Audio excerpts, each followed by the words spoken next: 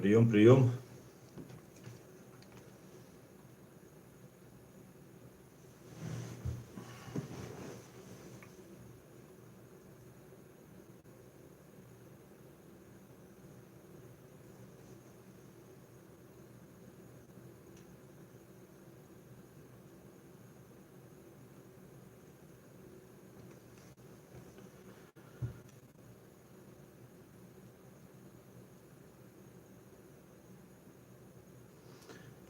Так, ассаламу алейкум, приветствую всех. Я так понимаю, меня видно? Видно и слышно. Все отлично, микрофон работает. Так, леди 1974. Уже все, поехали. Так, всех приветствую. Так. Подождем немножко. Видно и слышно. Ну, отлично, значит, микрофон хорошо работает. Ну, отлично.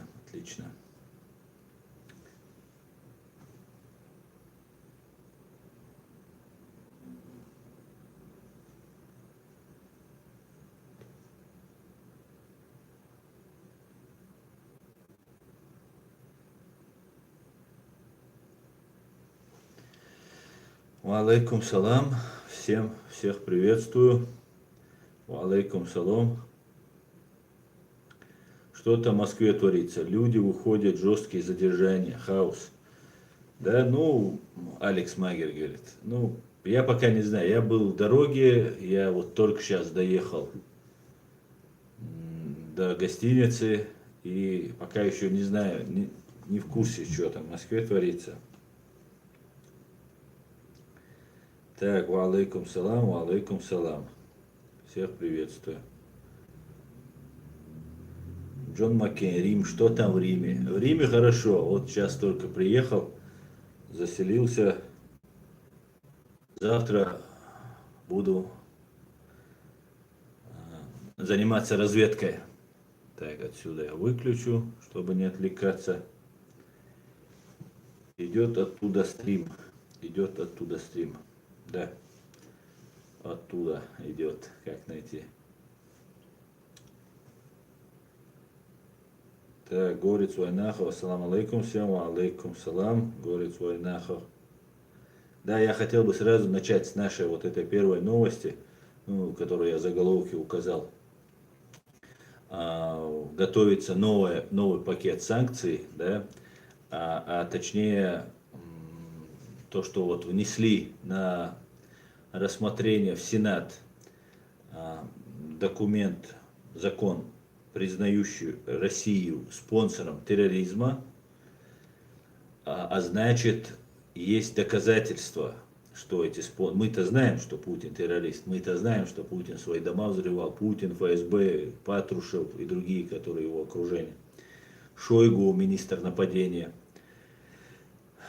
Ну вот, американцам нужно доказательство, и доказательства, по всей видимости, есть. И в связи с этим сильная паника началась в Кремле. Песков, пресс-секретарь Путина, паникует, нотки паники присутствуют. И заранее говорят, что вот на нашего святого полиграфича Путина, царька, будут какие-то нехорошие дела вешать. Будут. Как помните в фильме, возможно, будут бить. Будут бить, возможно, ногами. Так что будем наблюдать. Очень хорошая новость, как обычно. В последнее время у нас только хорошие новости, и только так и будет, да, Алмула. Ну, конечно же, и плохие новости тоже бывают и будут. Без этого никак. Так что посмотрим, что дальше будет. Так, ассаламу алейкум. Так, Мансур Старый, Кавполит СМРУ. Аслан, конкретно какими делами ты занимаешься в Европе в плане чеченского вопроса? Мансур, я конкретно, ну что тебе сказать конкретно, я разными делами занимаюсь, разными вещами занимаюсь. всего не перечислишь, в принципе, да, мои товарищи знают, в принципе, чем я занимаюсь. А, я не знаю, я всем занимаюсь. Не будем, ну, мои товарищи должны это сказать, да, и люди должны сказать, чем я занимаюсь, вот блогерством, как ты видишь, я занимаюсь там правозащитой, пишу разные петиции, резолюции, обращения, заявления, ну, в силу своих возможностей, не зная ни языка, не имея возможности нанимать какое-нибудь адвокатское бюро, которое занималось бы нашим вопросом. Пока таких возможностей мы не имеем, поэтому перебиваемся так. Готовимся вот сейчас к маршу, да, который скоро состоится, и все должны в нем принять участие, все, кто личным присутствием, кто финансово, кто автомобилем, кто как. Это последний гвоздь, крышку гроба путинского режима. Это очень серьезно. Вот этим занимаюсь, помогаю Сайдамину Ибрагимову, Хусейну Исханову, ну, чем могу. А что конкретно, там, может, мои товарищи, люди скажут, если я заслуживаю этого. Так, Джорджи Армани БМВ. Привет, Аслан. Приветствую, Джорджи Армани БМВ. Я понял, ты одеваешь Армани и любишь ездить на БМВ. Ну, хороший вкус, я тебе скажу. Как найти, валейкум, Уэн Грецкий. Аслан, Хугуч Вальч, есть надежда, что есть еще адекватные, здравомыслящие люди, а не примитивные неандертальцы. Хычо Вахец, итальянщик. Бонжорно, Далуа, кстати, по галогруппе, они к ногче ближе арабов. Не, ну, видите, мы вот всегда сопоставляем себя с арабами, там, кто-то там хочет сказать. Ведь арабов тоже нельзя, да, никак там задевать. Это тоже национализм, нацизм в какой-то степени. А так, да, итальянцы очень похожи. Меня здесь, я вот был в других городах, вот сейчас, пока доехал до Рима, со мной по-итальянски пытались заговорить. Так что, вот такие вот, да, похожи, очень похожи. Ну, хотя есть тут, и знаете, такие смуглые, очень смуглые. У нас кожа светлая, вот по большей части, да. А здесь такие загорелые, такие больше на армян похожи, я бы сказал. Так, не в обиду армян, если я что-то сказал. Так. Халид, ассаламу алейкум, брат Асан. Ва алейкум салам, Халид. Джон Маккен, Аслан, уважуха, плоды твоей работы чувствуются. Да, Алмула. Дай Бог, Джон Маккен, дай Бог.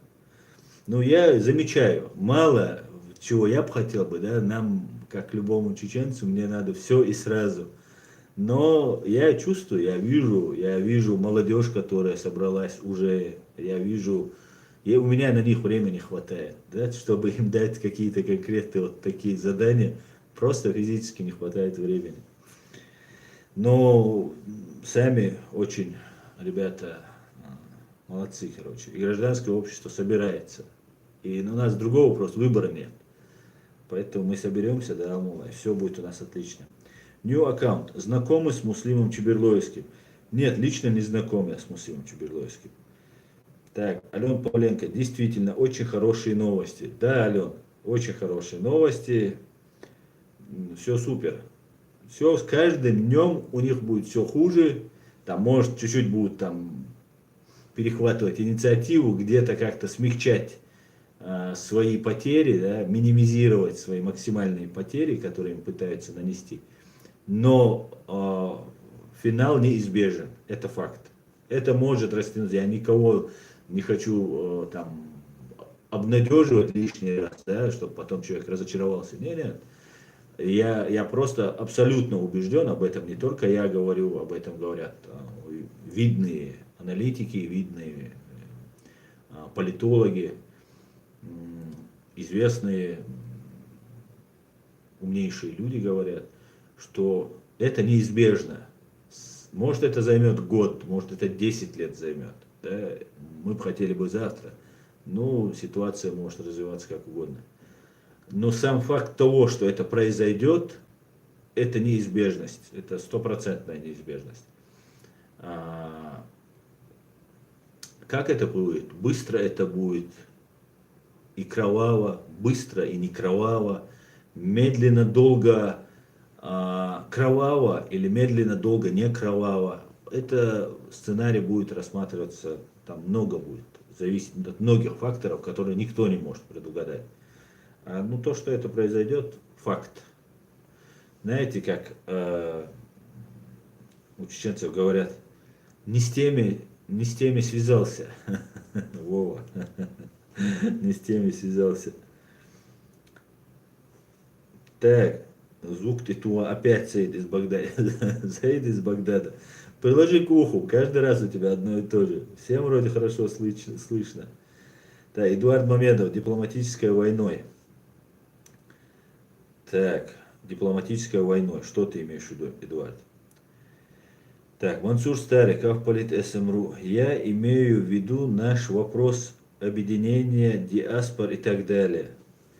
Мансур, знаешь, я не знаю, как их объединить, если честно. Уважаемые люди есть. Честное слово, я этих людей знаю, да, у них есть какие-то ошибки, у кого их нет, да, у меня их, который ничего не сделал, намного больше, я 100% уверен.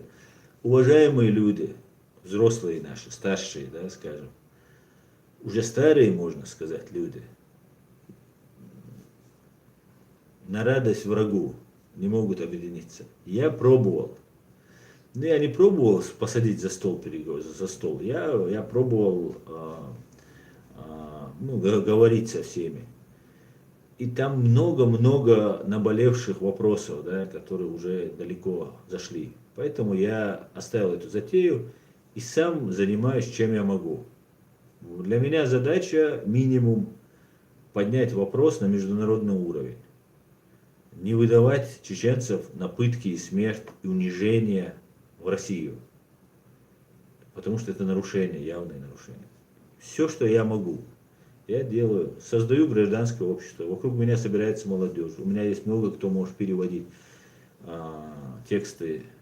Я общаюсь вот с украинцами, с блогерами, со всеми, практически со всеми. Тоже доношу до них их позицию. Они как разносят вот, ту информацию, которую я до них доношу, разносят уже в своих чат-рулетках. И это огромный большой плюс, я считаю. То, что получается, вот, есть такие люди, как украинцы, украинские блогеры, которым я безмерно благодарен, которые делают на самом деле огромную работу. Их огромное число, 20-30 человек, я уже знаю их. Ну, может быть, около. Могу ошибаться. Нас же очень мало. У нас другая ситуация, нас и меньше, но посмотрим. Так что, как объединять? Я больше не знаю, как объединять. Каждый должен делать на месте, делать то, что делаешь. Все, что может. Объединять вокруг себя людей, доносить. Главная наша задача доносить. Вот те преступления против нас, которые совершены, об них надо говорить. Об их надо говорить, наверное, так. Так, Джон Маккен. Аслан занимается общим делом для свержения Шарикова. Да, забиваю по гвоздику каждый день. Алла, рейс Хильбо Мансур. Дейл рейс Масайна Хильвайн Мансур. Путин не уйдет, это все кино, говорит, КЗ боксинг. Ну, посмотрим, посмотрим. Эдуард Аванесов, всем привет. Привет, Эдуард. Саид из Багдада, сам Путлер не уйдет, забудьте это. Ну, сам, конечно, не уйдет, сам. Сам и ты бы не ушел бы. Никто сам не уйдет. А этот вообще большой кровью уйдет, если будет уходить. Но, может быть, развернется как-нибудь ситуация так, что может что-нибудь измениться.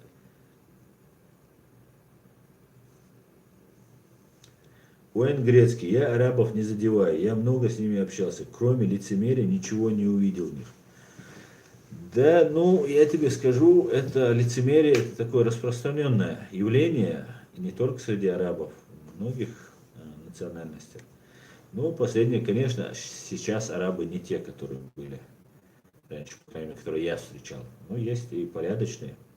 А так, что, то, что всех не обобщаешь, это очень правильно. Андрей Антонов, доброй ночи, Аслан. Не нравится мне этот, такое чувство, что цель его ставить палки в колеса вам. Ты про это, про Чечане. Ну, нравится, не нравится, можно не смотреть, если не нравится.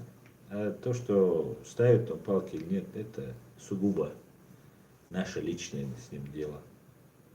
А так, палки, конечно, ставятся. Не мне лично, не мне. Мне ни в коем случае он не может навредить делу. Скорее всего, я очень надеюсь, что из-за непонимания. Хотя я пытался, видит Бог, донести. Ну, каждый мнит себя генералом. Потомок Амира Тимура. Ассаламу алейкум всем. Приезжайте в Ташкент, всем будем рады. Ва алейкум салам. Обязательно приедем. Потомок Амира Тимура. Как найти? Так, арабы своеобразно высокомерны. Уэн Грецкий, Муслим Чеберловский, Тигарду. Так, давайте я чуть-чуть перемотаю, чтобы до вопроса дойти.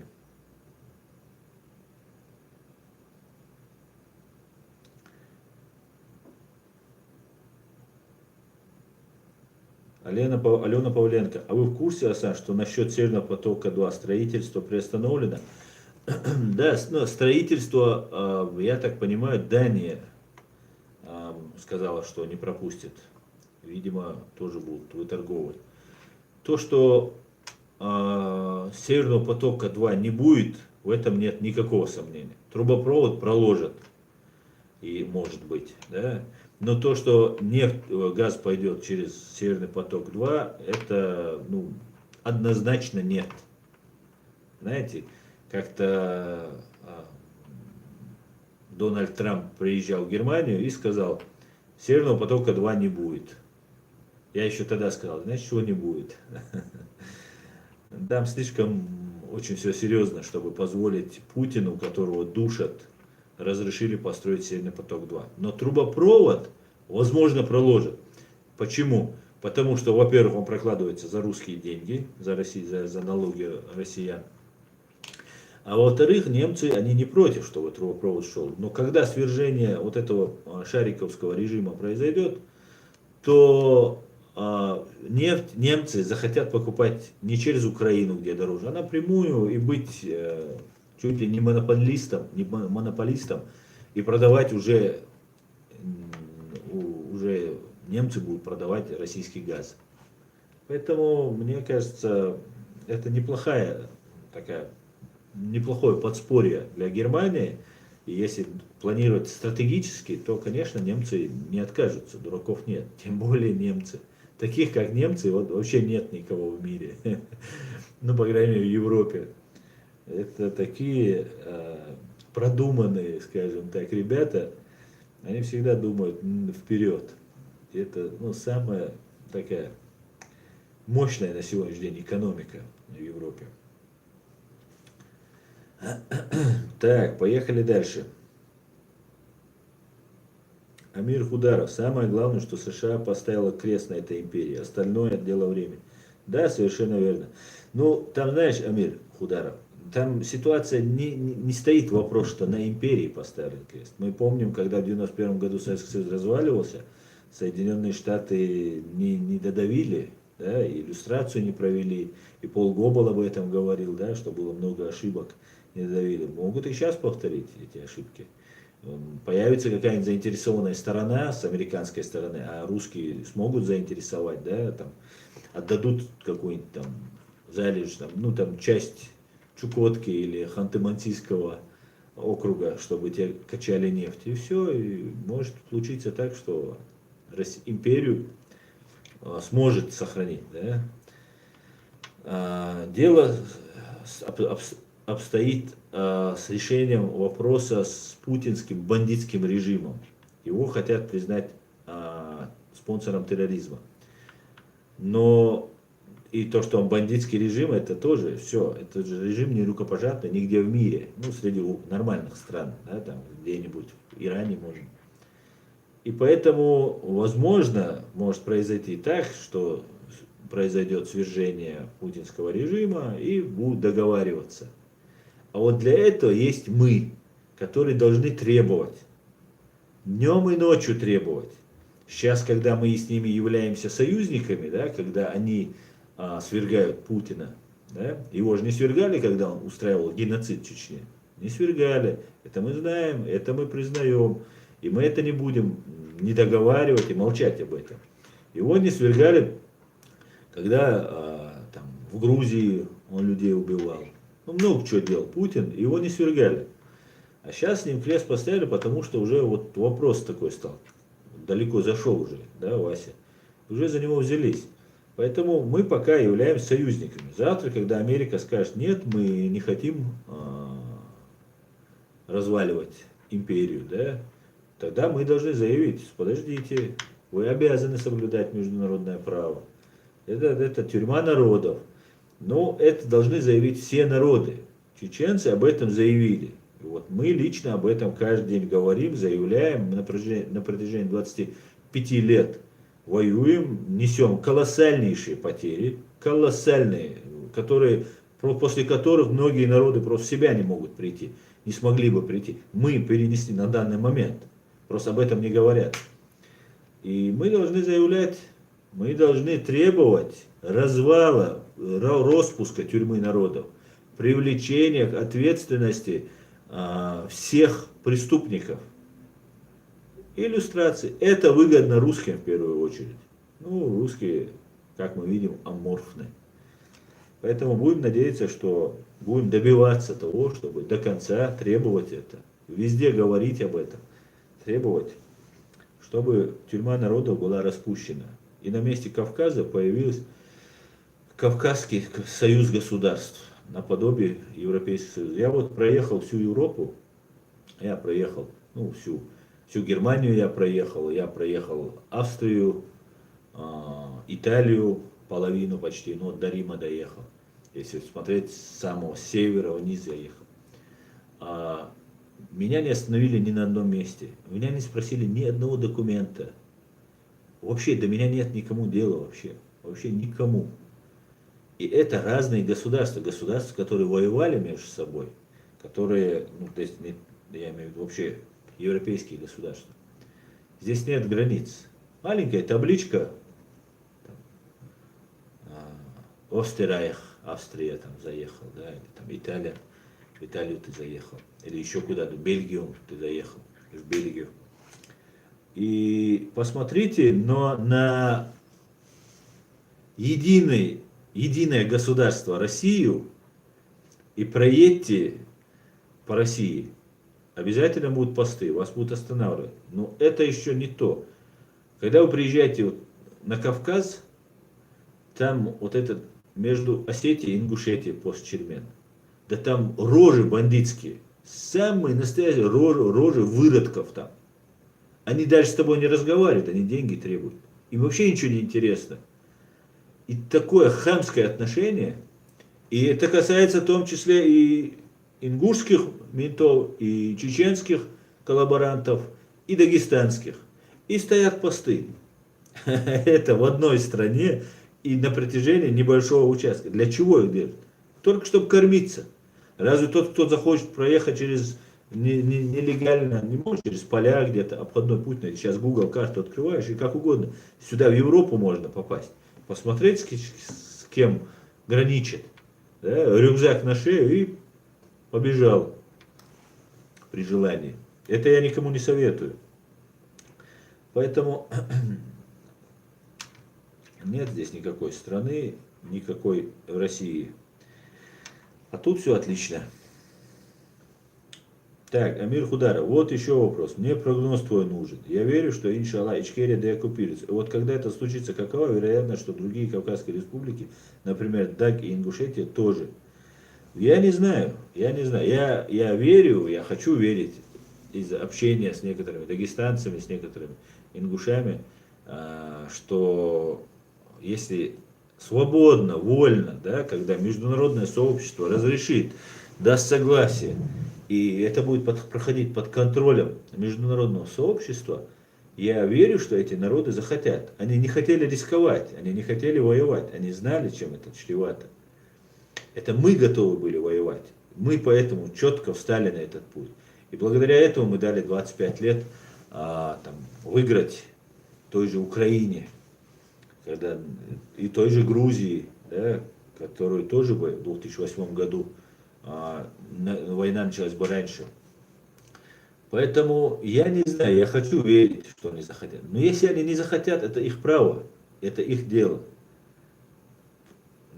Жить со страной, если тебе не угрожает опасность, да, одно дело, тебя убьют, тебя там разбомбят к чертовой бабе, каменный век тебя загонят, то это одно дело. А если добровольно тебе разрешат выйти, то я думаю, должны они согласиться.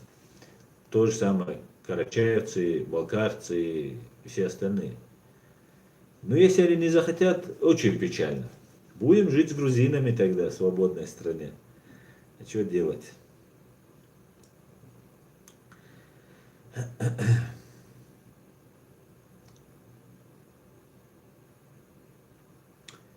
Так, Амир Хударов, валлахи, дагестанские менты в основном очень конченые.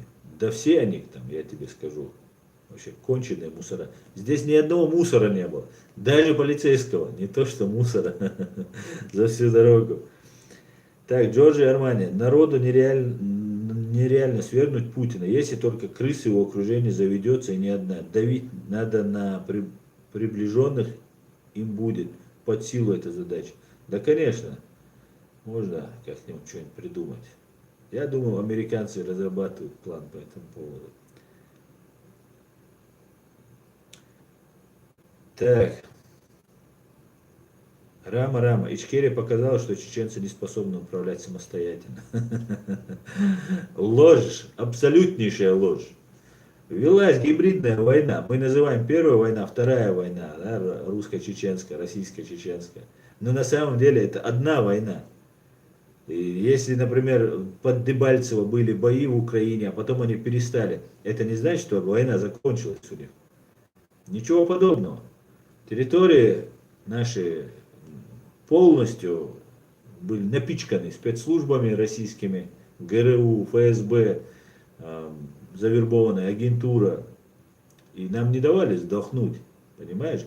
И в том числе наши полезные идиоты тоже были на нашем эго. Они на каждого составляют психологический портрет, и каждый манипулирует, пытаются. Там, Басаева это любит, или это не нравится, на это среагирует. Там, другой на это. Те же братья Ямадаевы, они же находились, Кадыров, Ахмат, тоже находились ведь среди нас. Это же все агентура была. Ничего подобного. Мы покажем, как мы умеем управлять государством. Мы будем самыми законопослушными. Дайте нам только время. Игорь Простой, СБУ Украина. Да, украинцы молодцы, из состояния ждунов вышли. Ну, вывели, скажем так. Украинцы бы до сих пор многие сидели бы, если бы вот подлость такую не проявили. Колоссальнейшую подлость, просто невероятнейшую подлость. А какую подлость Путин не совершил? Своих граждан взрывал. Леха Качинского, президента Польши, которые ехали на почтить память расстрелянных НКВД польских солдат и офицеров, взорвал. На Украину напал. Что он еще сделал? Полонием травил. Ну, просто все, что можно, все подлости, какие возможны, он делал. Так, Эдуард Мамедов задонатил. Спасибо, Эдуард, как обычно, без вопроса. Спасибо, Эдуард. Так. Моника Лучи. Такс. Хаяса попкорн ладуай also. Моника говорит, что несите ее попкорн, она будет слушать. Слушай, Моника. Так, поехали дальше. Салам из Йошкар-Олы, Саша Гаврилов. Салам, Саша, салам Йошкар-Ола.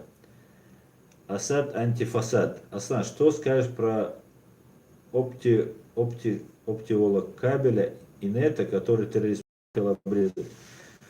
на лошарике, да. Ну, говорят, да, что хотела бы, пока это неизвестно. Но я не знаю, пока что будет, ну, посмотрим.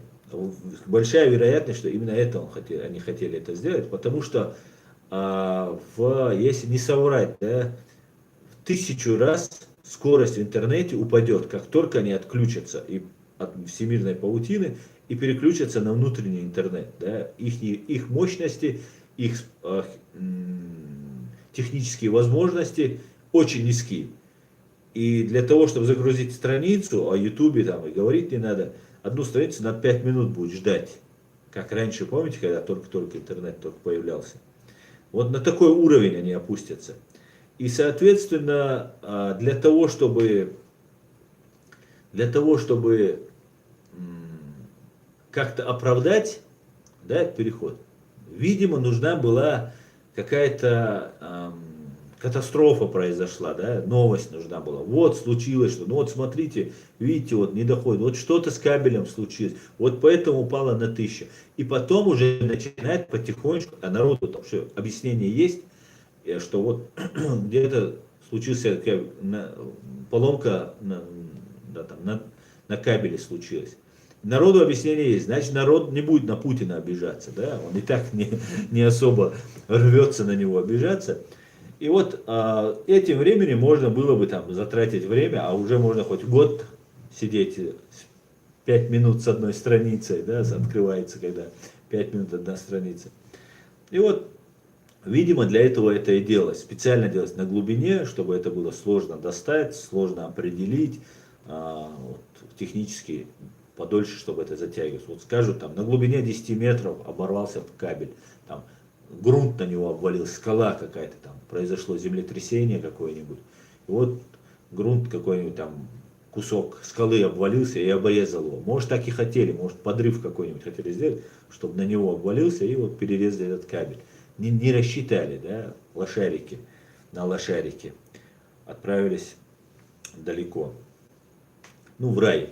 Мы все сдохнем, они же в рай все. Отправились в рай, короче. Так что вот готовятся, это будет, это их ответная реакция. Просто так Вова сидеть не будет, мы это все прекрасно понимаем. Это только то, что он защищается. Он еще будет реки крови лить по возможности. Так что посмотрим. Так. Иса Бараев, ваше отношение к подполью Чирии. Какой вариант возможен для оккупации Чирии? И считаете ли вы союзниками Украину, Грузию и народы Кавказа? Конечно, считаю. Конечно, считаю, они являются нашими союзниками. Мы уже очень сильно подружились с украинцами, с грузинами. Нету ни одного чеченца, который вот занимается вот этой деятельностью, и который не дружит с украинцами, которые занимаются такой же деятельностью, и с грузинами. У нас очень хорошие отношения с грузинами, и мы не то что союзники, мы братья. И с украинцами, и с грузинами. И народы Кавказа, конечно же, тоже, мы кавказская нация, я об этом всегда говорю, об этом говорил Абдурахман Автарханов, об этом все говорят, и так сложилось, мы кавказская нация, мы одна нация. Мое подполье, что вы имеете в виду? Какое подполье? Мое отношение к подполью самое положительное. Если это подполье не Чирии, если оно Чирии, если оно не вредит Чирии, если оно там не присягает Аль-Багдади и так далее, в таком случае это наши люди. Но даже если они присягают Аль-Багдади, им надо понять, что они ошибаются, что у нас есть только один путь, государственный путь. Все. И как это произойдет? Я об этом много раз говорил и говорю сейчас. Скорее всего, это будет ввод миротворцев. Я буду настаивать на таком варианте. Довести ситуацию до такой состояния, когда ООН предоставит нам миротворцев. Грузины это будут, украинцы это будут, там, или кто-нибудь другой из европейской страны это кто будет, или нам без разницы. Азери Турку. Ассаламу алейкум, братья. Аслан, свободу тебе. Что скажешь насчет наших братьев Восточного Туркестана? Ва алейкум салам. Спасибо и тебе, Азери Турку. Тоже свободы, всем нам свободы. Я ничего не могу сказать по поводу Восточного Туркестана. Я очень не владею информацией, чтобы сейчас не сказать не глупость. Я воздержусь, я не знаю просто. From the mountain. Аслан, бонжорно, как Рим? Бонжорно, да супер, просто мне все понравилось. А кухня вообще белиссимо. Буду отъедаться здесь, буду отъедаться. Так, Халид Хангиев. Аслан, что ты знаешь про Маулайда Удугова? Я знаю, что Мулади Удугов раньше был виден. Почему сейчас его не видно, я не знаю. Я не знаю, с чем это связано. Почему этот человек не выступает, не дает интервью, не говорит об этом. Я не знаю. Я о нем ничего не знаю. Я знаю, что он раньше был в руководстве нашей страны. Сейчас этот человек много лет не видно, не говорит ничего. Не знаю. Уэн Грецкий, эти полезные идиоты сейчас есть. Совершенно верно, вы. Это большая проблема.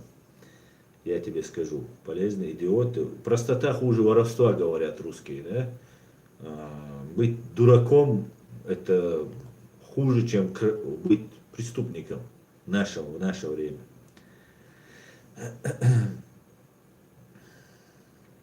Ассаламу алейкум. Украина, Сирия, Чечня, Дагестан, Грузия – это братья, говорит ассаламу алейкум. Совершенно верно.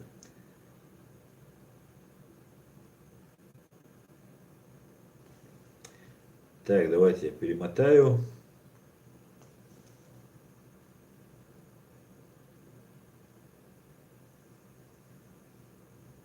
Абдулмалик Ащишани. О, специалист пришел.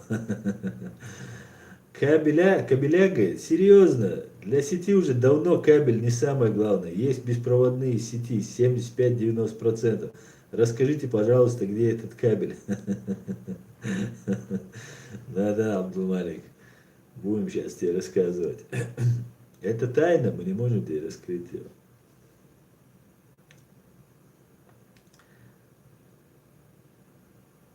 Так. Апатрид. Вопрос из Дагестана. Почему исламский мир не комментирует проблему человеческого, цифровое стойло, биометрии и так далее? Мало того, мусульмане действуют как будто ничего не происходит. Нас ждет цифлагерь.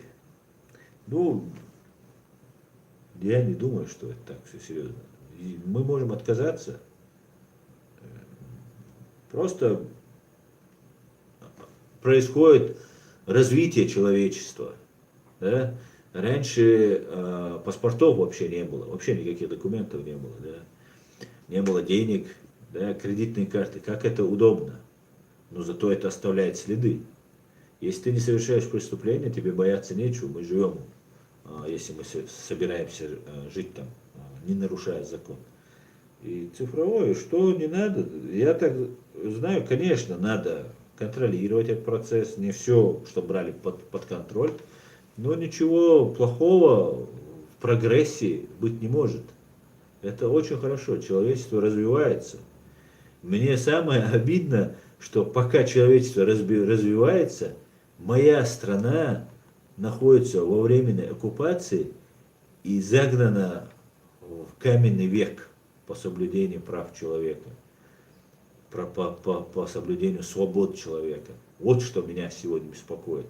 Больше всего мне это обидно. Каждый день мне, я вспоминаю, прямо злость меня берет. Когда весь мир развивается, мои молодые чеченцы, 18-летние, 15-летние, должны сейчас сидеть на компьютерах, учиться создавать роботов, учиться в лучших вузах мира, быть богатыми, чтобы их родители были богатые, да, чтобы они могли им обеспечить достойно. А мы имеем и только, если нефть взять, да, у нас и другие есть, и плюс народ у нас очень трудолюбивый. Все, что про нас говорят, это ложь. Вся эта российская пропаганда на много лет, веков на нас, которые накладывают, это ложь. Чеченцы самые трудолюбивые из всех, кого я знал когда-либо. Чеченцы всегда думают, где работать, как работать, что делать. Да, некоторые не соблюдают закон, российский закон, да, надо подчеркивать, оккупационный закон. И это их тоже можно понять. Некоторые воюют, сражаются, это нормально, это законно. Поэтому посмотрим. Дай Бог, все будет хорошо. Так, Атайр Ибн Али. Аслан, не переживай по поводу отставания Ичкерии в технологии. У вас очень много умных людей, вы быстро догоните весь остальной мир. Спасибо, Алтайр.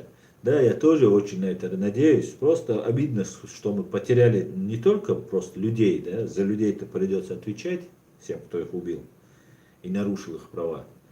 Обидно вот то, что годы уходят. Но я надеюсь, что мы наверстаем. Дай Бог. Асад антифасад. Кабель нашел, и он даже сбои были в Google и так далее. Да, конечно, есть кабель. Не может такой трафик передаваться без кабеля. Так, поехали дальше. Игорь простой. Скучно, без острого, неудобного вопроса. Рама, сгенерируй что-нибудь, а то заснуть можно. Игорь, ну ты вообще артист.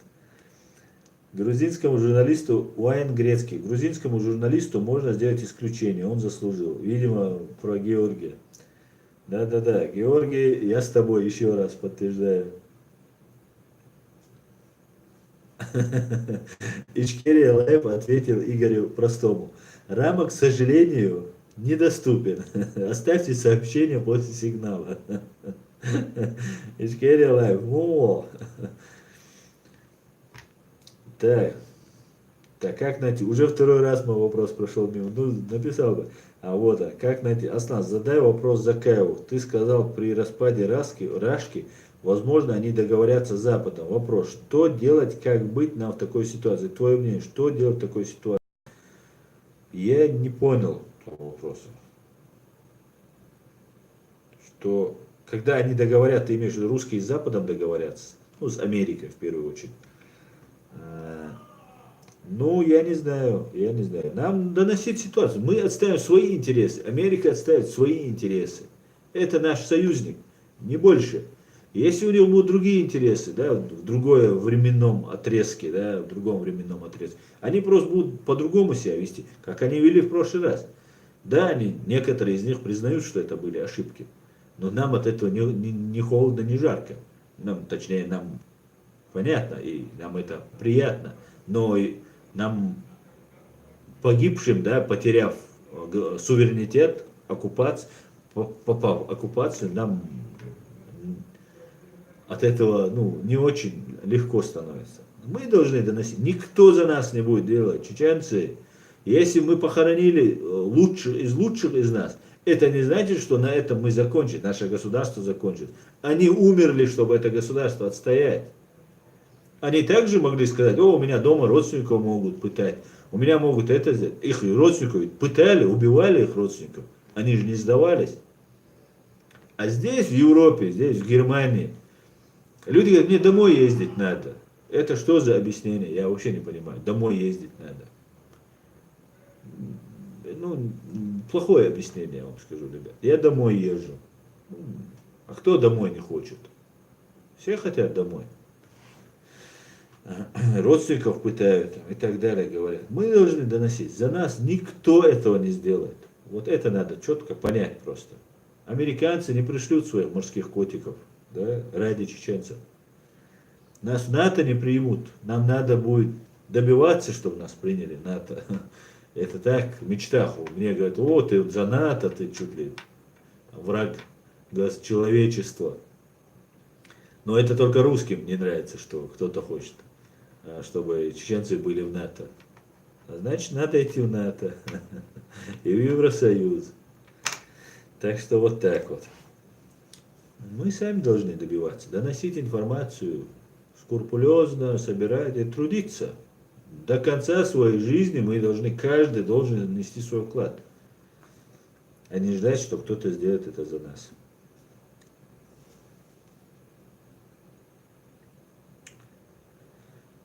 Так.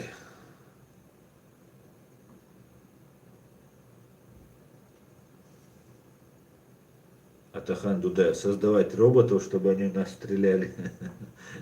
Ну, роботы разные бывают. Можно и без функции стрельбы сделать это. Аслан Гумидов, ассаламу алейкум, Аслан. Ва алейкум салам, Аслан. Жоржа Армани Байма, Аслан, не стоит воевать с Россией, зря людей погубите. Эту работу сделает Америка. Вам надо готовить кадры, чтобы быть самостоятельным. Учиться, учиться, еще раз учиться.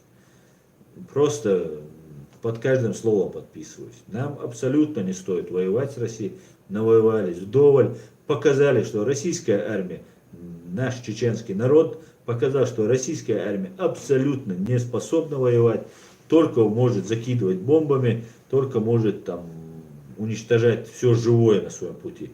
Воевать они не способны, ни к чему не пригодны. Что мы можем, мы показали. Мы заслужили эту свободу. И нам надо готовить кадры, учиться, учиться и учиться. Каждый родитель должен своим детям говорить, учитесь, учитесь. Сейчас будет деоккупация, вы должны вернуться и строить свою страну. И каждый кадры должны появиться. И вот эти кадры должны сейчас уже работать на это.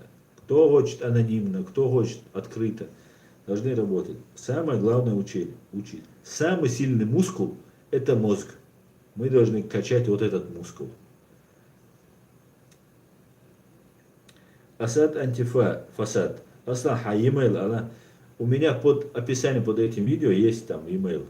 Наш Адам есть, и там есть Ичкерия Реалити, или Реалити Ичкерия. Посмотри, там есть.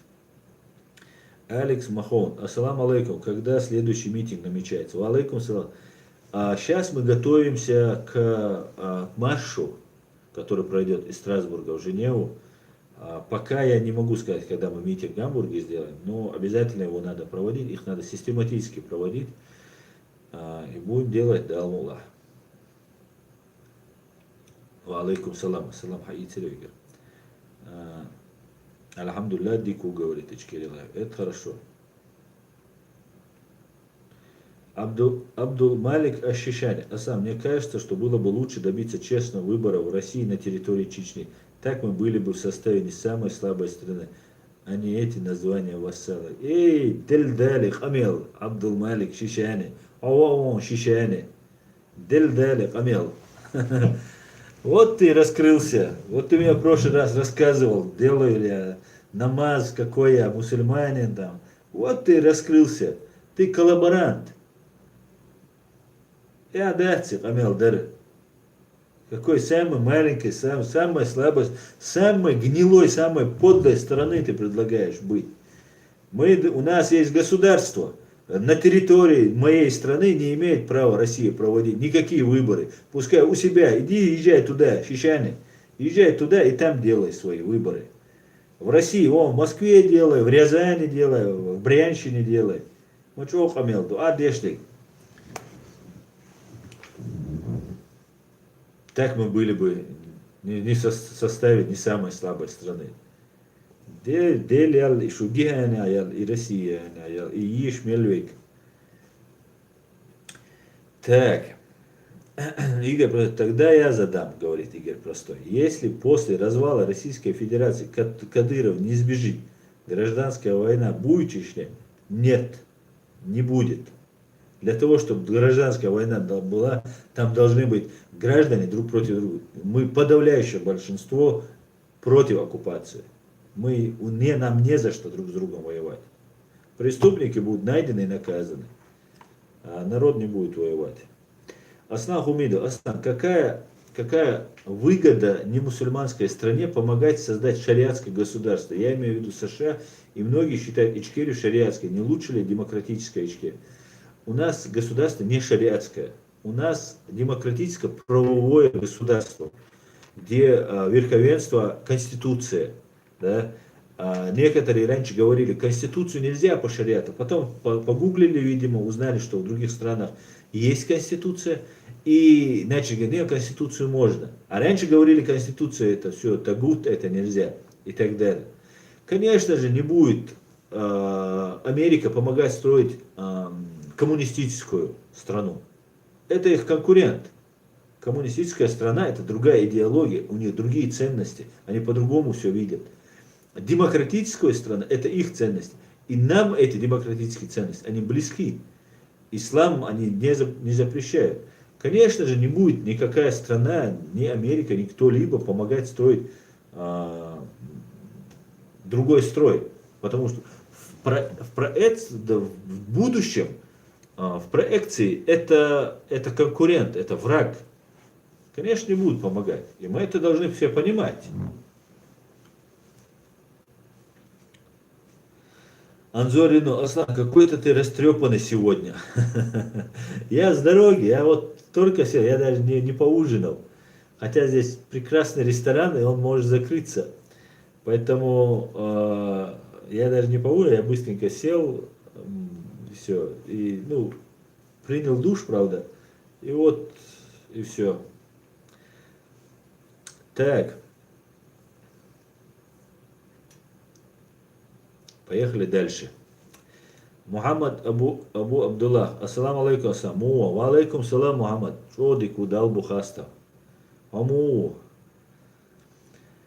Так, Серас Ред Сарс. Аслан, тебе что, больше нечем заняться, кроме как пропагандой?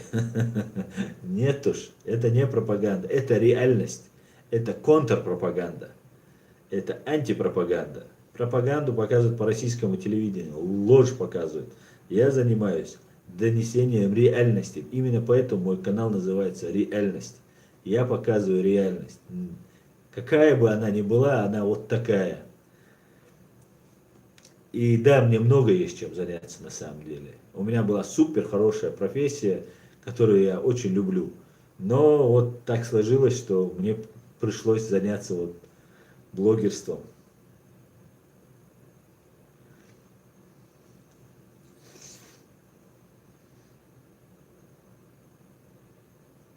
Асад антифасад. Аслан Лалула шакалы из Арабского Эмирата не дремлют.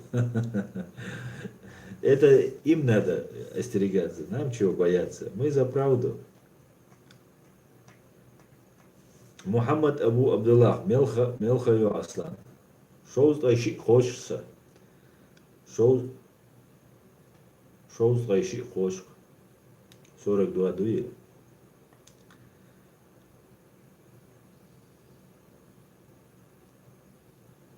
Так.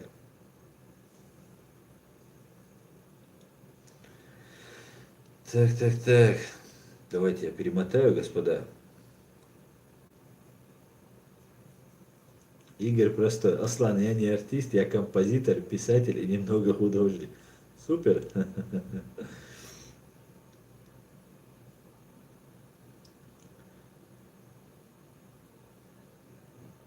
Адам Гакаев. Ассаламу алейкум, Аслан. Джумел, Дакей Шарим. Ва алейкум салам. Я не знаю, когда ты отправлял на Gmail мне, я не смотрел. У меня не было времени, я даже не смотрел. Так, Фарид Султанов, Аслан Салам, я просто уверен в том, что Россию нужно развалить изнутри. Вспомните, ведь в те времена никому в голову не могло прийти, что та же СССР не может развалиться, а такое случилось. Конечно, она развалится. Под тяжестью своей лжи и преступлений она развалится. В этом нет никаких сомнений. Уэн Грецкий, эти шишане, Багдаде, это и есть коты в мешке. Вот реальный пример. Вот шишане, который наставлял меня на путь истины, рассказывал, молюсь ли я-то, да, за шариат ли я, нет. Ну, шишане, по-моему, за шариат не спрашивал, молюсь ли я, спрашивал. Вот он молится, и он хочет быть в России. После этот человек, это, ну, как он может называться? Украинцы таких хохлами называют. Я не знаю, как этого человека называть чеченцем. Он враг чеченского государства. Он этого, наверное, не понимает. Или устроился где-то там, работает и делает. Ну, сейчас будет рассказывать, что он не работает на них. Так, поехали дальше.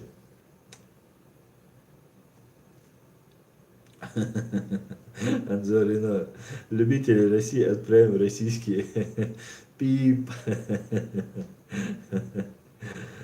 Байзангур чеченский. Это Россия самая нищая страна в мире, говорит. Да-да-да. Полезных ископаемых много, миллиардеров много, а сама нищая. Джахар Дудаев, ассаламу алейкум. Ва алейкум салам, Джахар. Аверо. Так. Атахан Дудаев. Дудаев. Гир қиуах юэссэн. Гир қиуах юэссэн маят. Қимич яли тгэх тоасан. Так.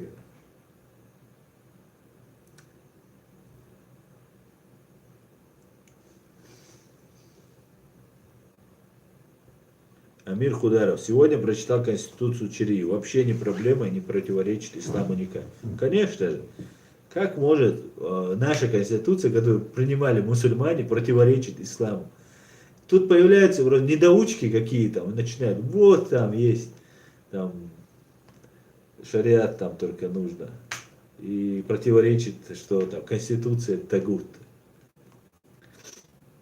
Они пока не появились, наши лидеры не знали, наши умнейшие светилы не знали, что вот появится вот этот недоучка и будет объяснять, почем пуд соли.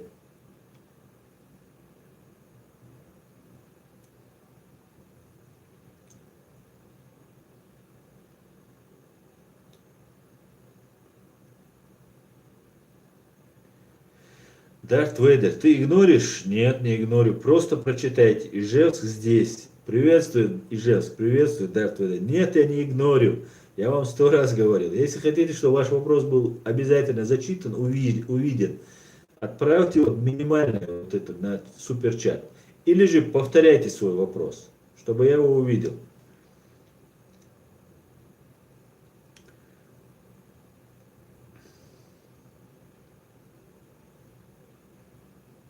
Так, я опять перемотаю, ребят, просто я уже тут опоздал чуть-чуть. И сразу попал на Аслана Хумидова снова. Полностью согласен, Аслан. Еще плюс по поводу учебы. Пока в Чечне делать нечего молодежи, только морды друг другу бьют. Не смогут стать топами 90% просто тренеры, члены рабочие, и это мулью, мулью.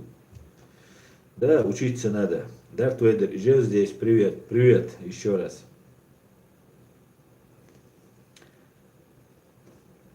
Фриман 007. Асан, когда Тумсо был в Грузии, он связался с тобой? Да, он связывался, просил его раскручивать, привлекать к нему внимание. Я привлекал. Борис Борисов, Аслан, ученого и бывшего политзаключенного Руслана Кутаева знаешь ты и что можешь сказать? Я не знаю про Кутаева ничего, вот кроме того, что вы знаете. Вот есть такой человек и есть. Я знаю, что он как-то на Ахмеда Закаева начал говорить, что Тумсо сделал больше, чем все правительство там за 10 лет. Хотелось бы задать вопрос, а что сделал Кутаев? Да? Легко говорить, что делать. И что сделал Тумсо? Я вот не понимаю. Что сделал? Вот и вот мне вот это не понравилось. Обвинять открыто, да, показать. И потом все, о, там Тумсо сделал больше, начали все писать. То, что сделал Ахмед Закаев, никто не сделал. Это факт. Ну, никто, я имею в виду, вот из этих двух лиц. Ну, и меня можно добавить к этому.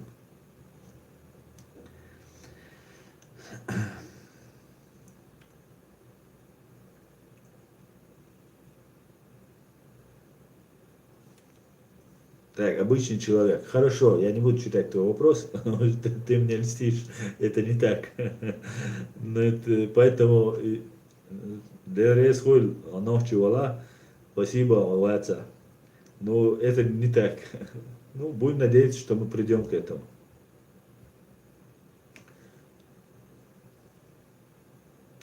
Эдам Гакаев, добрый вечер, Асан. Вы слышали про массовое задержание молодежи в Чечне? Приветствую, Адам. Да, я слышал, задержание происходит, есть такое. Ну, как обычно, чеченцы молчат. Чеченцы молчат, родственники молчат, потому что мы находимся в заложниках. И винить тоже особо никого нельзя. Но можно было присылать нам информацию, мы бы распространяли бы эту информацию.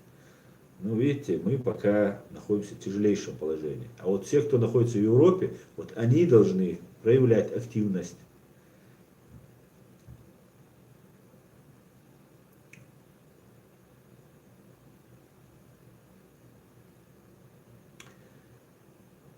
Абдулмалик Ащищани. Аслам, враг же не Россия, враг российская власть. Когда народ свергнет эту власть, на их место придут другой. Это будет другая страна. Щищане, иди живи с этим другим народом, с другой властью. Оставь нас в покое. У нас своя страна есть. Если ты хочешь, присоединяй свою Россию к нам. Мы проведем в Чечне референдум, присоединять вас к себе или нет. А так ты россиянин, можешь уходить. Власть была России разная. Проблема в российском имперском народе, который болен вот этим имперством. Да?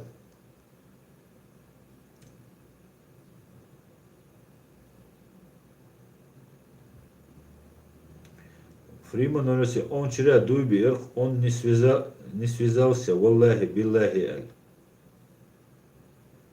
Ты о ком? О Тумсо? У меня. Но он знает, что это я был. Я был под ником, у меня был канал, он ко мне, я ему говорил, я такой-то, ты помнишь меня? Помнишь, ты обращался? И мы с ним разговаривали после этого по телефону. Конечно, связывался. Но он рад сказать, но ошибся, помните, как с митингом.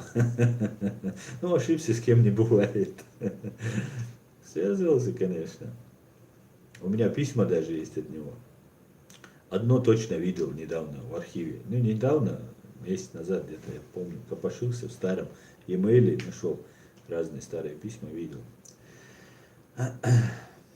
Так.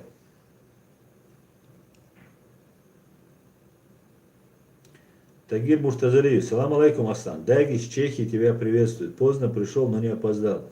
Ва алейкум салам, Дагестан. Тагир, спасибо, и вас всех приветствую. И всех, кто в Чехии, и всех в Европе, и всех, кто в Дагестане. Всех, кто наши, всех приветствую. Так, Игорь Простой. Это не мне. Евгений 999. Аслан, ты сегодня как Ленин. Учиться, учиться, учиться. Что, по сути, правильно и выводит народ на путь развития. Да, Евгений?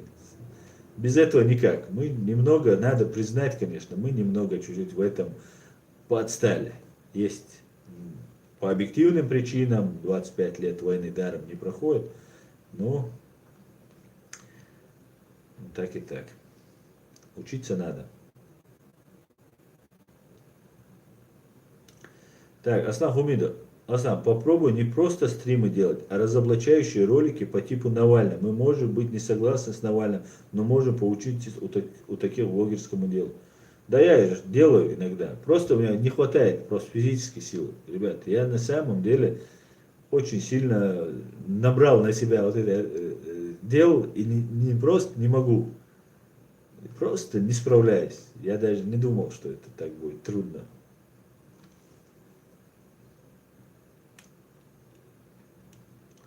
Евгений Бахалова. Евгения Бахалова. Вахабиты тут. Ну, кроме вас нет.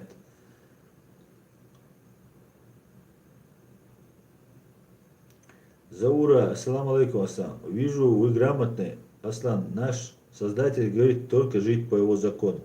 Я живу, алейкум салам, я живу по закону создателя. А ты нет? Я живу.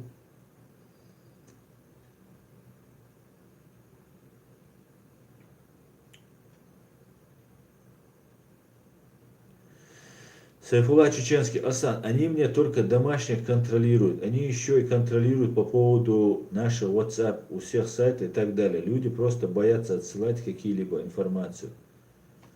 Да, контролировать, что могут. Но WhatsApp они не контролируют. Я не могу сказать, какие технологии у Кадырова, да, у ФСБ там какого-нибудь там отдела. Я уверен, что это нет. Но я участвовал в уголовных делах, где были ФСБшники, вели дела, да, там те же дела терроризма, где статья терроризм фигурирует, тяжкие другие преступления, да, там разбой, убийства и так далее. И ни в одном деле не было распечаток WhatsApp, если телефон не попадал в руки. Один из тех, вот у нас, вот мы с вами разговариваем по WhatsApp, если одного из нас телефон попадет в руки, то да, тогда они появляются. Но перехватить это общение ни в одном деле никогда. Тут в Германии я был в судах, здесь тоже я этого не видел. WhatsApp-овских не было. Но я могу сказать, и 100 раз говорил, и говорю, уходите из Телеграма, это ФСБшная тема. Только лишь это понятно, что Дуров, ВКонтакте, это все делается для того, чтобы вас контролировать. Все переходят в Телеграм, потому что сейчас отомрет WhatsApp, потому что хотят отрубить интернет.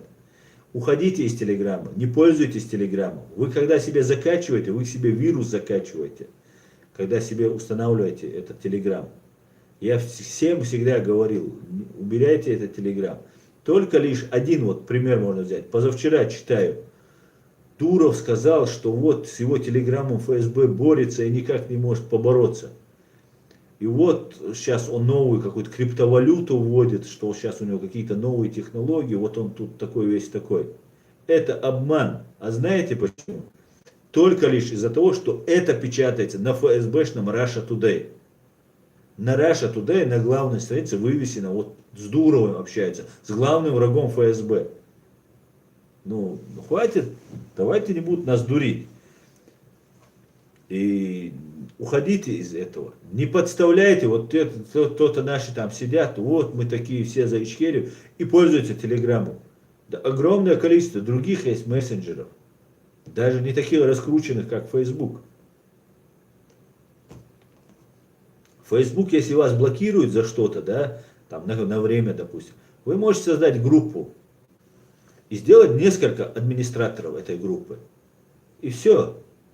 Даже одно лицо может несколько себе этим сделать. Заблокировались на это, вы можете модерировать на другом и укладывать там же информацию. Просто надо соблюдать правила Фейсбука. Там, мат, оскорбления, угрозы там, и так далее. Ну все как обычно. Зачем пользоваться Телеграмом? Это чисто ФСБшная тема. Я не понимаю людей. Поэтому WhatsApp не прослушивается. По моим данным. Я 100% не утверждаю. Я знаю, что в Сирии был убит человек, и его телефон попал в руки вот этим асадистам. И асадисты передали этот телефон русским. И вот оттуда достали информацию по WhatsApp, и были задержаны несколько человек, которые с ним переписывались. Но перехватить невозможно. Особенно, еще есть там одна такая вещь. Если ваш телефон попадает в руки кому-то, да, вы можете удалить то, что вы написали в WhatsApp. Если ваш телефон попал в руки кому-то, ну, нежелательные руки, если он попал, то есть вероятность, часть, не все, восстановить аудио, текстовые сообщения, и там, видео, если вы пересылали. Есть вероятность, что можно восстановить, если там у определенного телефона или там установлена архивация там, и так далее, если это было. Но если телефон не попал в руки, это нельзя. И то это не все можно восстановить, только часть можно восстановить. Делается такое. Об этом я слышал, но не видел. Если телефон кого-то попал в руки, то тогда да, тогда можно вычислить. Так, WhatsApp надежный. Что я хотел сказать. Если вы разговариваете по звонку или по видеозвонку, или по этому, то это сохранить невозможно. Шифруется все, и это, может быть у WhatsApp где-то в серверах это останется в Америке, может быть, я не могу утверждать, этого я не знаю. Но то, что WhatsApp никому до этого не дает доступ и говорит, что у него это не хранится, это факт. Мы просто иногда очень сильно боимся и перестраховываемся.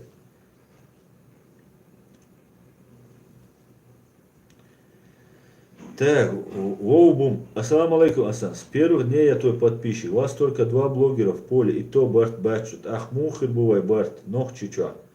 Ва алейкум салам. Дела хохарца мавац, аниса мамух. Но Барт бо ал аскюк цакиддин. Висано метк цабитан ас. В личном общении, ишта, ушта, Барт бацалу швеги, ويغلق زيدش ويجوي حزيدش وما زيدش شين زيد سداد شي قوم زيدش مو ديت زولش إيش دات إيدو يا دا إلش خنا وقتين لدو ديز سوات سويت كناش ويبق كناش وبيتش ول زكاة وشوت ويجا شاويجا شو بوسا دينات إندو бош خميل دش عشرجو هرملو خميل ده Вот в чем вопрос. Так, зид еш хилшан, зиду ал мадизи ва ошен. А кит виз, сайк ал сокита виз, хюг ал шокита виз, кинаг виз. А кит шоцек так. Даун дат свойцем. Шинш дал. Санау кити круке. Ну, ахарцам вахцута. Со игагуш, давай, барт бавай эйлар кастим. Барт бо эйлар цун депортаж обращение ин цул халгу дин дица цаляк саган yani объяснение яца цун хун цаляк я мюса объяснение сум просто озвучивать это цаляк объяснение я мюса какие объяснения какие чувак почему так Аслан Хумида, а еще, Аслан, купи свет и сделай миниатюрную студию. Я сейчас в номере сижу пока. Я сделаю, обязательно все сделаю.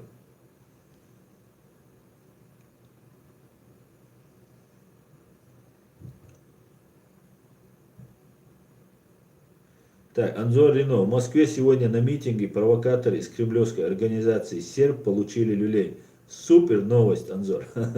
Их давно надо бы закрыть вообще. Всех арестовать к чертовой бабушке. Байсагур Чеченский. Братья, не осуждайте тех, кто зарабатывает деньги. Мы все зарабатываем деньги, чтобы прожить как-то. Пусть Аллах нам всем поможет. Так, Адам Льянов. Ассаламу алейкум, вежерис. Я с Ингушетии. Мы живем дружно с нашими братьями. Всегда жили и помогали как могли в трудные чеченские времена. У меня дома жили 3 чеченские семьи беженцев бесплатно. Ва алейкум салам. Совершенно верно, Адам. Изшам. Войну кадегам, войн хуш мадуи, войн дух дийте цевич. Родный кут. Выстоит ли Украина? Ведется сильная подрывная работа. Выстоит. Абсолютно 100% уверен, выстоит. Просто не может не выстоять. Так. Как найти? Аслан, оставь тему Тумсо. То уж да, шуш вообще лишь. Wallah, оставил, сакхата дичсац. Жоплос, оставил, забыл. Ну, отвечать-то надо. Но видишь, человек говорит, что он мне не звонил. Ну, вот я ответил. Адам Лянов, мы сами спали на полу после всего, что наш народ помог своему братскому нас. Но почему сейчас власть Чечни так нагло проверил с Юкуром оферту? Ой, Адам, только давай не начинай. Власти Чечни нет, есть оккупационные власти. Да, это не к нам вопрос. Те, кого вы приютили, это вообще не те чеченцы. Это предатели. Так, Игорь простой. А вот еще провокационный вопрос Аслану. Видать, скучно Игорю. Аслан, за $1 миллиард закроешь свою общественную деятельность? А за 10 миллиардов? Есть предложение, да? Общественная деятельность, если вы дадите 10 миллиардов, и вы не хотите видеть мое лицо, я, конечно, сделаю так, чтобы кто-то другой делал эту же работу. На эти 10 миллиардов, я вас уверяю, ее сделают намного лучше, чем я сейчас делаю ее там, вот в таком условии. Так что детский вопрос и несерьезный вам ответ за это.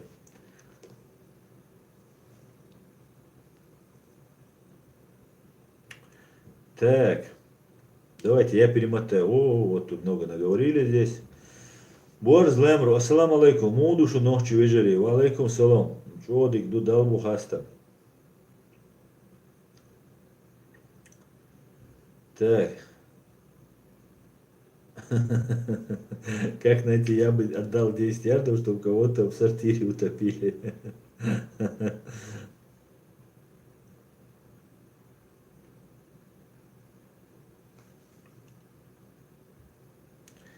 Так, давайте еще раз перемотаем. Так, Вильпес Инкульта. Ассаламу алейкум, ассалам. Хариме Аумау. Валейкум салам. Да, занесло меня. Занесла нелегкая. Рим. Надо же отдыхать когда-то, вож, да? Эдуард Мамедов. Салам, Асан. Скажи твое мнение про Суворова. Про Суворова, вы про писателя Суворова, да, Эдуард, вы говорю. Ты спрашиваешь про писателя Суворова, если ты о нем. Ну, отличный писатель, награжден высшей степенью честь нации, Ичкерии, Олман-Си называется. И очень положительное отношение. Я, кстати, ему написал на Facebook, я хотел бы его интервьюировать, поговорить с ним, но он мне не ответил. Потому что на Фейсбуке бывает редко, мы так с ним иногда, мы так знакомы заочно, так общались в Фейсбуке, но вот он мне не ответил. Я обязательно ему еще раз напишу, я забыл. И надо готовить это все занимает время. Очень хорошо отношусь и горжусь нашим героем Ичкерии.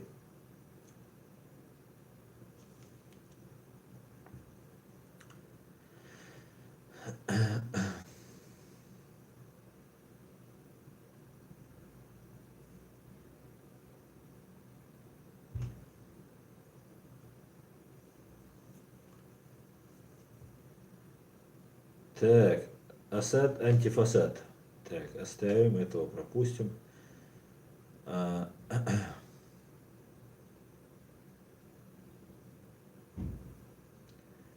Влад Суровцев. Смотрели видео Сотника и Демушкина. Ох, не нравится мне эта дружба. Сотник, наверное, не тот, за кого себя выдает, ответь, Аслан. Ну, про Сотника я не могу ничего сказать. Я верю Сотнику. Я очень хочу в это верить, что Сотник именно тот, за кого себя выдает. Но он журналист. Он с Демушкиным, он давно знаком, и он задает разные вопросы разным людям. И это его право. У него не то, что Демушкин, да, Демушкин так еще мальчик маленький. У него Гудков бывает на приеме. На приеме, говорю. Также у него бывает очень частым гостем, много раз был Игорь Чубайс, брат Толика Чубайса. Это матерый имперец. Да, я с ним пересекался и даже поругался на форуме «Свободной России» в Вильнюсе. Это матерый просто имперец, и за это я с ним ругался. И он его приглашает, очень общается. Поэтому я Сотнику верю. По крайней мере, пока у меня нет никаких оснований не верить Сотнику. Я очень уважаю этого человека, я очень рассчитываю, что он тот, я верю, что он тот за себя, тот, за кого себя он выдает. Это просто повезло России, что есть такой человек. Я надеюсь, они есть еще, такие как Сотник. Я надеюсь, еще появятся такие же, как Сотник.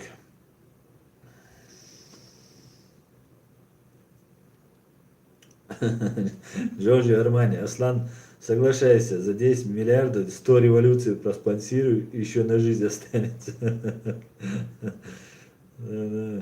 Но дело же не в том, что я революция, просто продамся или нет, вот вопрос звучал. У простого Игоря вопросы простые.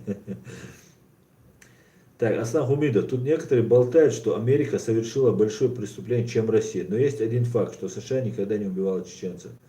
Больше, чем Россия, не совершил никто никаких преступлений. Это я однозначно со всей ответственностью заявляю.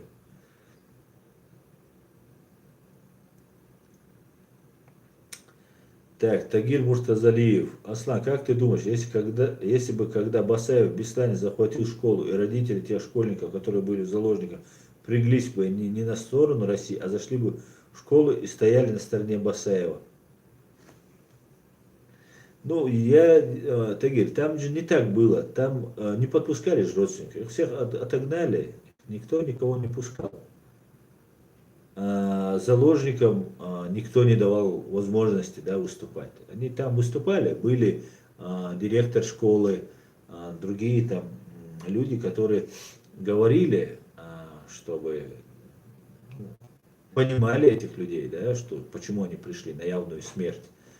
Ну, как мы знаем, всех сожгли. Там решать было бесполезно.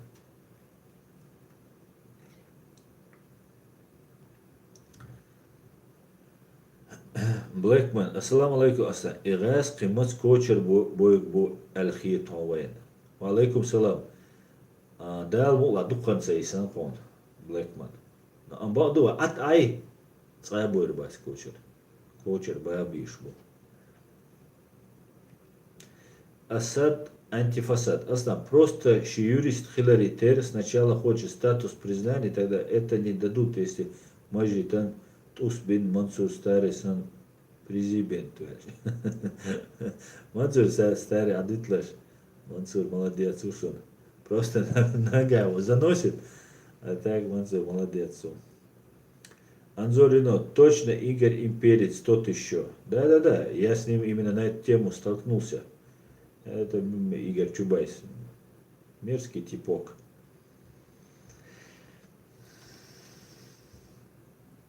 Так, Алекс Викинг. Аслан, это правда, что Москва готовит бойню против ингушей? Я не знаю, Алекс. Сайфулла Чеченский. Аслан, с кем ты будешь в скором будущем интервью проводить? С кем собираешься общаться? Я буду с Айдамином общаться и с Хусейном Исхановым буду общаться. С Айдамином Ибрагимовым, с Хусейном Исхановым буду общаться. Но пока я здесь, я на отдыхе, можно сказать. Я приятное с полезным тут совмещаю, поэтому пока интервью готовится, я пока не имею ни времени, ни если честно, ни желания. Но если надо будет, конечно, сделаю.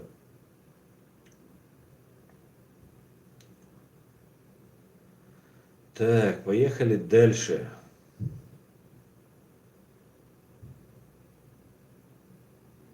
Тойзан.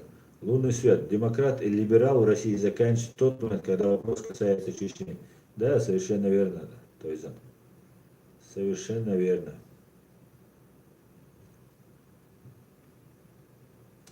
Так, давайте я чуть перемотаю.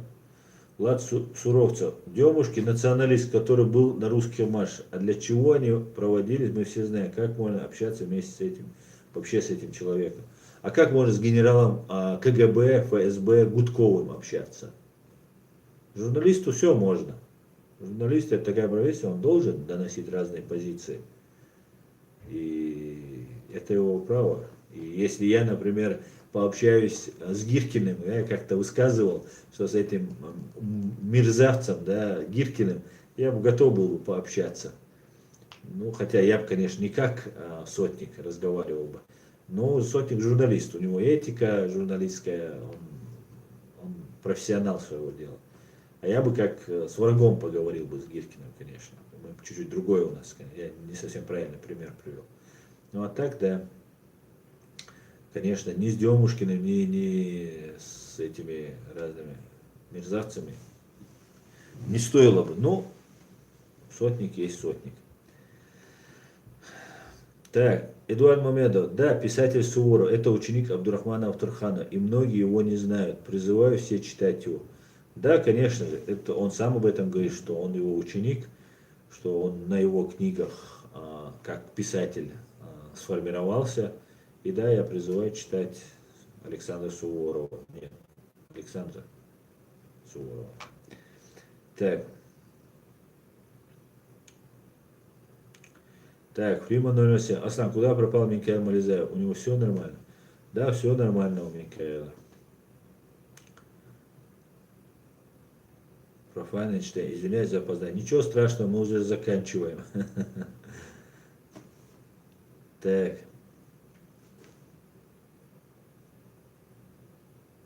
Вильпис инкульта. Расскажи немного о Риме, Аслан. Просто моду тига. Просто чодик дух.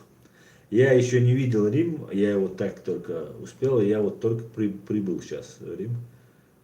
Завтра погуляю, схожу в Колизей, ну еще кое-какие места и обязательно расскажу.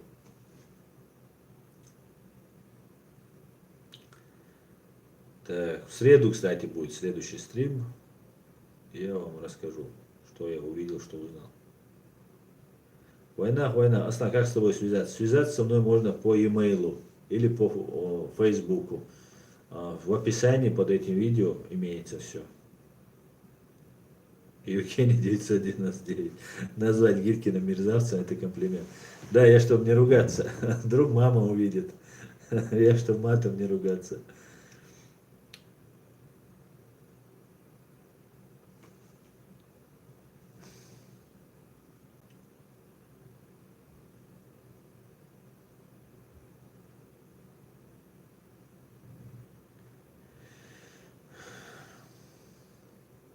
Так, я перемотаю.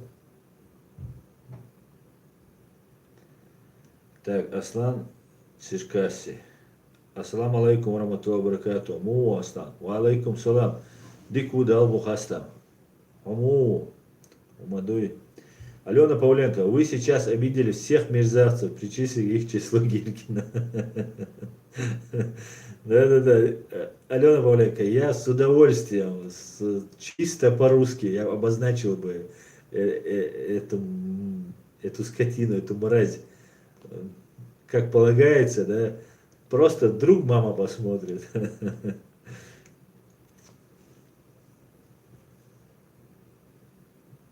Аслан Гумида, Аслан, а ты до Германии, ты был за границей? Да, конечно, много раз. У меня родители живут здесь с 2001 года.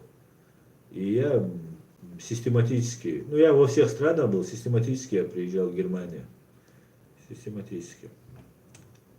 Все ехали в Чечню, а я летел в Германию. И на машине приезжал, и летал. Моника Лучи, Сун Ля Римиях. Да, здесь неплохо, Моника. Приезжай. А кухня просто. Вот едешь вот сюда, всю Европу, вот, ну, Германию, Австрию едешь, а там горы, такое, ну, как будто я в Чечне был. И вот опять же я вспоминал, елки-палки, если бы не эта Россия, которая ни сама не живет, ни нам не дает. У нас горы красивее, выше. Самые высокие горы — это Кавказ в Европе. Да? Хотя они говорят Монблан, но на самом деле наш, наш Кавказ, наш Эльбрус — самая высокая точка. И ехал, такая красотища просто. Такие мосты красивые, высокие, эстакады, дороги. По серпантину, я ездил в Грузии по серпантину, ездил здесь. Ну, у нас вообще намного красивее. Хотя, конечно же, в индустриальном плане, в дорожном плане здесь, конечно, все идеально, просто все сделано, очень удобно, никаких форс-мажоров, там несчастных случаев, ну, практически невозможно, чтобы случилось, хотя такие виражи есть. Мотоциклисты на этих виражах сегодня встретил кучу просто, неслись как сумасшедшие. Ну, очень все тут красиво, очень здорово. И я ехал и думал, почему нам не дали так жить? И мы обязательно этого добьемся, обязательно. Мы сделаем жемчужину Европы, сделаем Кавказ. У нас есть для этого все. У нас есть природный потенциал, природное богатство, да. У нас есть самое главное человеческий потенциал, человеческое богатство. Мы можем сделать супер туристические красивые места сделать, где на вертолете можно будет от города Джахара долететь до Нашхолам и поесть шашлыки. Иншаллах так будет. На этой приятной ноте, ребят, дамы и господа, я закончу наш стрим. Следующий стрим будет в среду, тоже с Италии будем вещать. И обязательно обсудим что-нибудь более интересное и подробное. Спасибо вам за ваши вопросы, было очень приятно на них отвечать. И да восторжествует справедливость. Ассаламу алейкум ва рахматуллахи ва баракатуху. Всем до свидания, всем удачи.